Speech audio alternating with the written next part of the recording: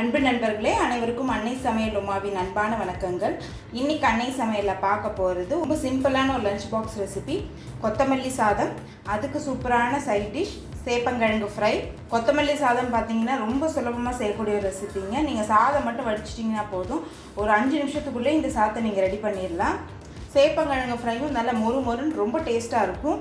இந்த சேப்பங்கிழங்கு ஃப்ரை பார்த்திங்கன்னா கொத்தமல்லி சாதத்துக்கு மட்டும் இல்லை, எல்லா வெரைட்டி ரைஸ்க்கும் நல்லாயிருக்கும், சாம்பார் சாதத்துக்கும் கூட நல்லாயிருக்கும்.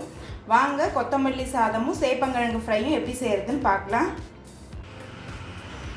கடாயில் தேவையான அளவு எண்ணெய், 1 டீஸ்பூன் கடுகு,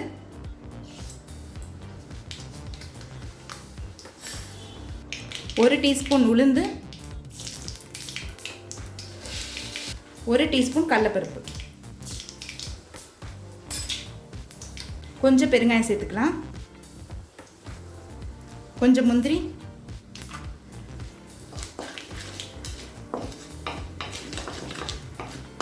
முந்திரி சேர்க்குறது ஆப்ஷனல் தாங்க, விருப்பப்பட்டால் சேர்த்துக்கலாம், இல்லைன்னா வேண்டாம். 1 காஞ்ச மிளகாய்,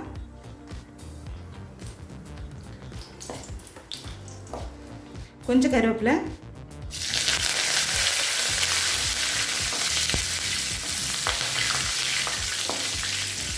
அடுத்தது நீளமாக நறுக்குன ஒரு பெரிய வெங்காயத்தை சேர்த்துக்கலாம்.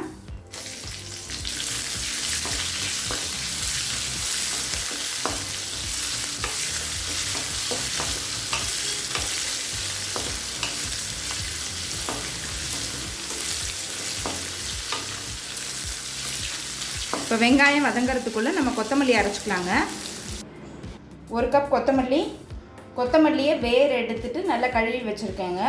ஒரு சின்ன துண்டு இஞ்சி, 3 பச்சை மிளகாய். இப்போ இது எல்லாத்தையும் மிக்சியில் நைஸாக அரைச்சிக்கலாங்க. இப்போ வெங்காயம் நல்லா வதங்கிடுச்சு. இப்போ அரைச்சி வச்சுருக்க கொத்தமல்லி விழுதை இதில் சேர்த்துக்கலாம். தேவையான அளவு உப்பு.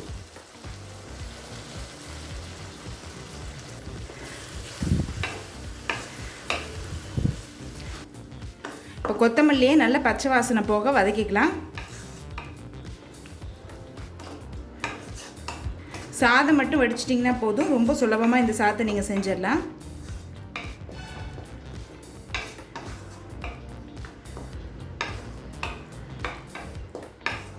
இப்போ 2 நிமிஷம் ஆயிடுச்சுங்க. கொத்தமல்லி நல்லா வதங்கிடுச்சு. அடுத்தது நம்ம சாதத்தை சேர்த்துக்கலாங்க. நான் பாஸ்மதி அரிசி எடுத்திருக்கேங்க. நீங்கள் விருப்பப்பட்டீங்கன்னா எந்த அரிசியில் வேணால் பண்ணலாம்.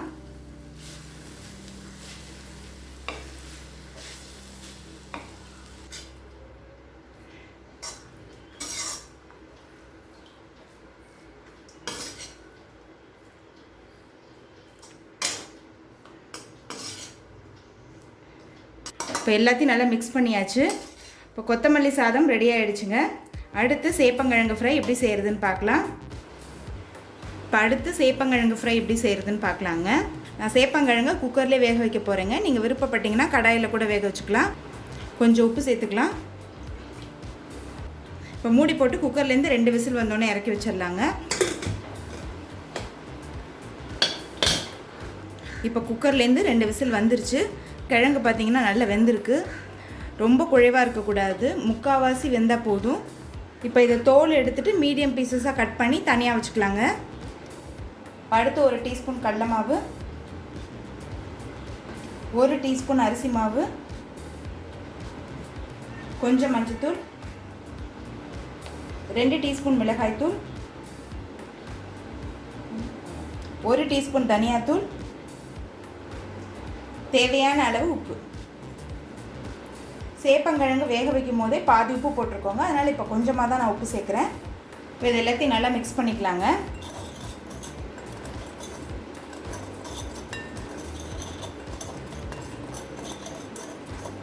இப்போ வேக வச்சு சேப்பங்கிழங்கு இதில் சேர்த்துக்கலாங்க. இப்போ எல்லாத்தையும் நல்லா மிக்ஸ் பண்ணிடலாங்க.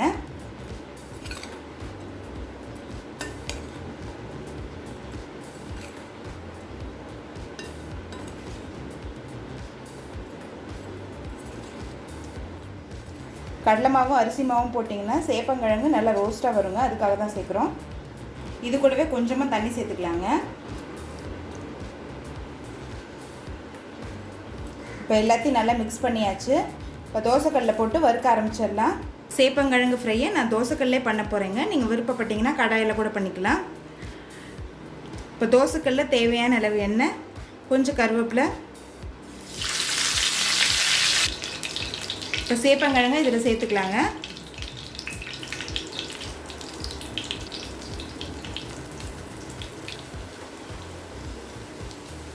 ஸ்டவ்வை மீடியம் ஃப்ளேம்லேயே வச்சுருங்க. இப்போ ஒரு சைடு நல்லா ரோஸ்ட் ஆகிடுச்சு, நம்ம திருப்பி போட்டுக்கலாம்.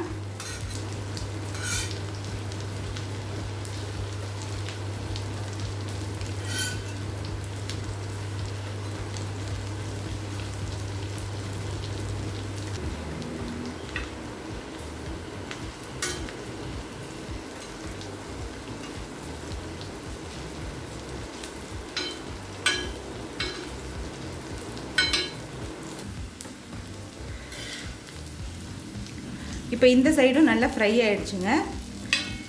அந்த சைடு ஒரு 5 நிமிஷம், இந்த சைடு ஒரு 5 நிமிஷம் வச்சிங்கன்னா போதும். சேப்பங்கிழங்கு நல்லா ரோஸ்ட் ஆகிடுங்க. இப்போ சேப்பங்கிழங்கு ஃப்ரை ரெடி ஆகிடுச்சுங்க. கொத்தமல்லி சாதத்து கூட சர்வ் பண்ணிடலாம். இப்போ சுவையான கொத்தமல்லி சாதம் ரெடி ஆகிடுச்சுங்க. அதுக்கு சூப்பரான சைட் டிஷ் சேப்பங்கிழங்கு ஃப்ரையும் ரெடி ஆகிடுச்சு. ரெசிபியை ட்ரை பண்ணி பாருங்கள், கண்டிப்பாக உங்களுக்கே பிடிக்கும். ரெசிபி பிடிச்சிருந்ததுன்னா வீடியோவை லைக் பண்ணுங்கள், கமெண்ட் பண்ணுங்கள், ஷேர் பண்ணுங்கள். இது வரைக்கும் அன்னை சமையல் சேனலை சப்ஸ்கிரைப் பண்ணலன்னா சப்ஸ்கிரைப் பண்ணுங்கள். தேங்க்யூ.